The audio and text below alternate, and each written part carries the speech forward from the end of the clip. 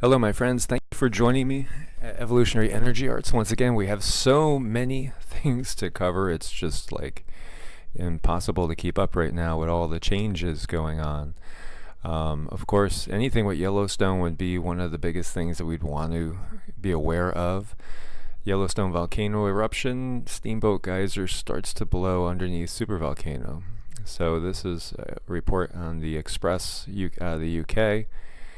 And so, something to be aware of. Experts at Yellowstone National Park claim to have seen the steamboat geyser erupt on Thursday night. Park Service made the announcement about the world's tallest active geyser on Friday. As geologists compared the accounts to thermal sensors in the area, it was determined that it could be a series of minor eruptions, and the geyser can shoot water more than 300 feet during significant eruptions. A New Zealand geyser has sent water higher still, but not for 100 years. So the activity will send fears among volcano watchers who worry about the supervolcano, which is located about 15 miles south of the geyser, and that it's due to erupt. So, as always with Yellowstone, we want to be aware. Ambe volcano alert raised to level 3 in Vanuatu. There's just so much going on. I mean, literally, it's just amazing. All the activity we're seeing of all different sorts all over the world. This is not like in any way, shape, or form localized. I mean, it's everywhere you look. There's different things going on. And it's just like, the whole switch on Earth changes has been turned to a higher level. Canal completely drained after huge 100-foot wide sinkhole opens up just feet from a boat in Cheshire, UK. And we could see it's just a massive hole in a canal. And it's all drained. And the more I think about this expanding Earth theory, the more it seems to make sense to me. Because it would explain this. You would end up getting these gaps, these openings, and as the Earth is growing and expanding out, you're going to have situations like this. And it just makes perfect sense. And I know from your comments, seems like most of you out there kind of agree with this theory too. Of course, there are some that think it's pure quackery. But you will always have diverse opinions.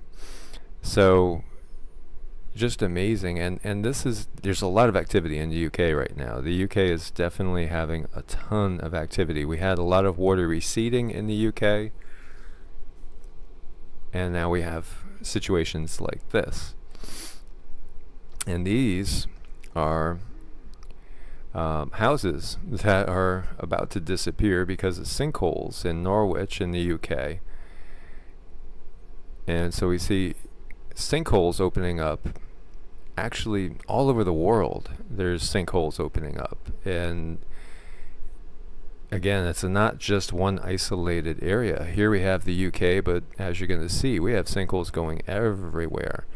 And again, it would seem to make sense when we're talking about expanding Earth that you're going to have these gaps that are going to develop. And this is out of Norwich and St. Albans. And there are sinkholes opening up all around the globe. This is in northeast DC. A sinkhole already displaced 2 homeowners. Now their concerns are growing with the sinkhole, they say, because it's growing too, and it looks like it might take out more houses. And this is on the 4900 block of J Street Northeast in DC. So people had to evacuate their homes for that. Smothers Park, and this is in Kentucky. Another sinkhole opened up. And this is Oakland, California. Motorists urged to avoid Oakland side of the Posey Tube. Now that was due to a broken storm pipe, but also it could be due to expansion in the first place that's causing the pipe to break.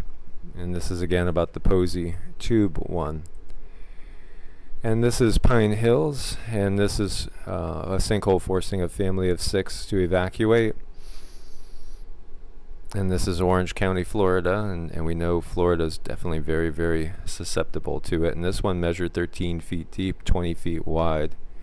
And, pretty scary thing when the ground opens up like that and threatens to swallow your house.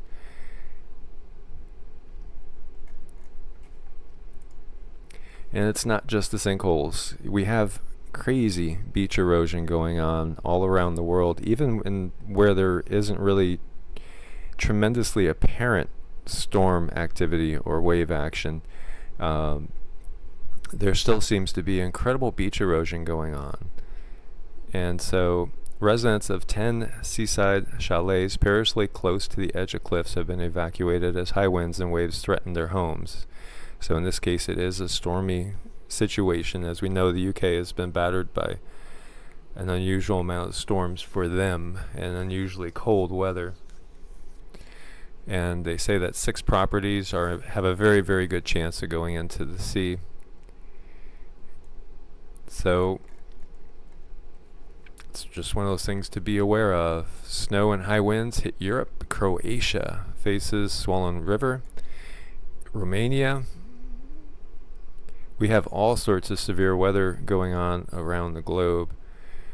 Record heat, possible severe storms, then a big cool down. So extremely changeable, and we know that here in Florida too, because we've had such an unusual cold snap where the mornings have been in the 40s, which is unusual for this time of year. It was actually warmer a month ago, and it's very, very interesting, how things are changing and how things are, so the weather can swing from one extreme to another.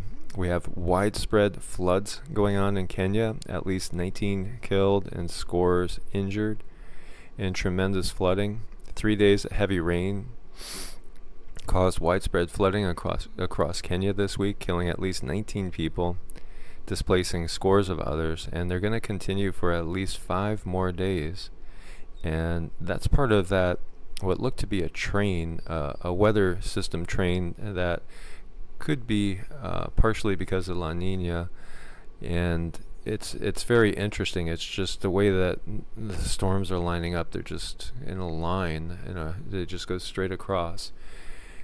And what we're seeing is the dissolution of old weather patterns, and it's just so unpredictable right now. You can't even say that you're establishing new weather patterns because we're really in a transitory place right now. So what will the new norm be? Who knows? We have no idea where the poles are going to end up settling. And anybody that thinks they could pinpoint it and say it's going to be exactly here, they're still just guessing. They're giving educated guesses, so we don't really know exactly. And there's different situations that we're all going to face in different areas. Obviously, if we're on the coast, we have to be aware of floodwater rolling in, but then also if you're inland, like here in Kenya, you could still have floods, depending on the weather patterns that happen. And it's pretty crazy when you think about it. Amazing earth changes. Heavy dust storm hits Canberra, leaves thousands without power. This is Australia. So we're touching crazy weather all around all corners of the globe. And wind gusts brought down power lines, uprooted trees, caused panic among the locals. One of the things we're going to see is definitely increased strong winds, and that's going to be part of what we're going to see. Send bread. UK snow sparks panic buying chaos as supermarket shelves are stripped bare. And this is, of course, one of the biggest worries is going to be the food situation as we get deeper and deeper into the earth changes. And again, I will share with you that I'm planning on this week buying some bulk rice, lentils, beans, as I've done in the past, because they go a long way and you could store them for years. So it's the type of thing that's good to have on hand. And then, of course, you're going to need a way to cook it. So it's not bad to get, like, say, one of those Coleman camper cookers. You know, they're relatively inexpensive, and you could get some propane, and you'll be able to at least make yourself some food if the power goes out, and if it's out for a relatively long time. Think about how inexpensive you can buy. Like, if you go to a Indian grocery store, for instance, or you know, if you you could buy online, Amazon, you know, do some shopping and find good deals. It's a good idea to have things that store for long-term storage. And when you think about how cost effective it is for, say, rice and beans and lentils and things along those lines, plus the ability to store them long term, there's staples that you should have on the shelf, unless you have an issue digesting them, or just simply can't stand them. But that would be something that would be good to have in your pantry, just in case.